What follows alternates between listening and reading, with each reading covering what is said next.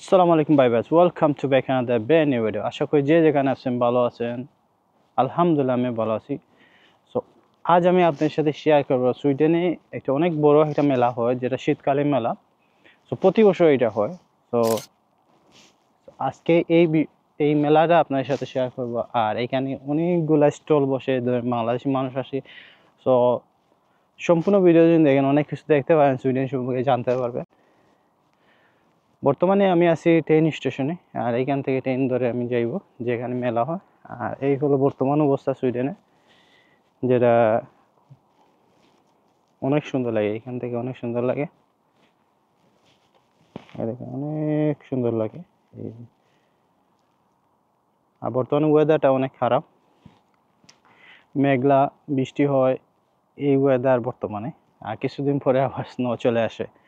তো চলেন, সাথে থাকবেন, দেখবেন। আর যারা আমার চ্যানেলে নতুন, সাবস্ক্রাইব করবেন, তো দেখতে পারবেন অনেক কিছু।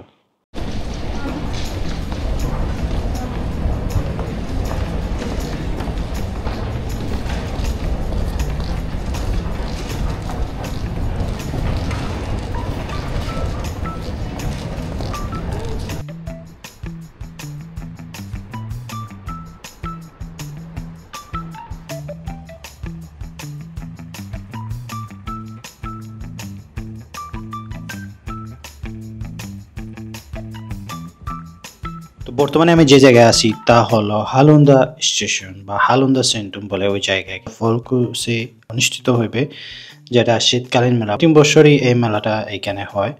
আর এখানে আসলে অনেক বাংলাদেশি মানুষ দেখা যায়, অনেক বাংলাদেশি মানুষের সাথে দেখা হয়, বিভিন্ন ধরনের অ্যাক্টিভিটি হয় বাচ্চাদের। আর বাচ্চারা অনেক এনজয় করে। বর্তমানে বাচ্চাদের স্কুলও বন্ধ, যেটাকে বলে হস্টেল অ্যাক্টিভিটি করতে পারে আর অনেক এনজয় করতে পারে। আর আমাদের বড়দের জন্য এখানে অনেক কিছু রাখা আছে, যেমন বই বা বাংলাদেশি বিভিন্ন খাবারের স্টল, ধরেন আমাদের দেশি মিষ্টি, এই সিঙ্গারা, সমস্যা বা অনেক খাবার দাবারের আয়োজন আছে। এখানে আসলে যেটা সব বাংলাদেশি একটা পরিবেশ পাওয়া যায়।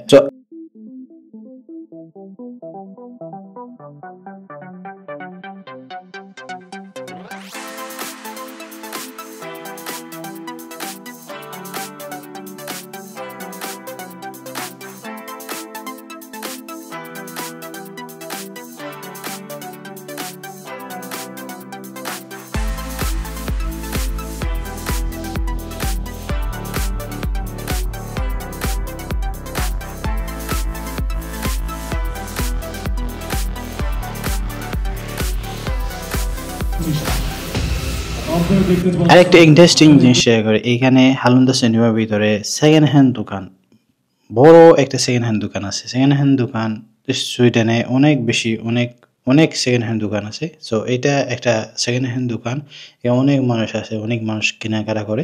এই মেলাটা প্রতি বছর হয়, অনেক মানুষ আছে, অনেক মানুষ আছে। এই বছর আমার হাতে সময় কম ছিল, যার কারণে আসলে ওইখানে থাকা হয় নাই বেশি সময়। বাংলাদেশি খাবার দাবারে যে আয়োজন করে অনেক ভালো হয়।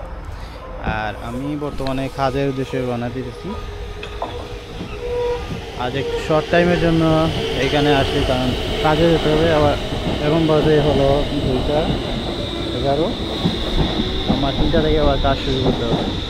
তো এই ট্রেন ধরে আবার আমার কাজে যেতে হবে।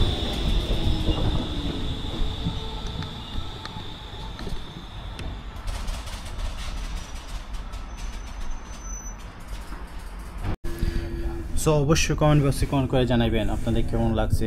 আর নেক্সট টাইম অন্য কোনো ভিডিওর সাথে দেখা হবে। ভালো থাকবেন, সুস্থ থাকবেন। আল্লাহ হাফেজ।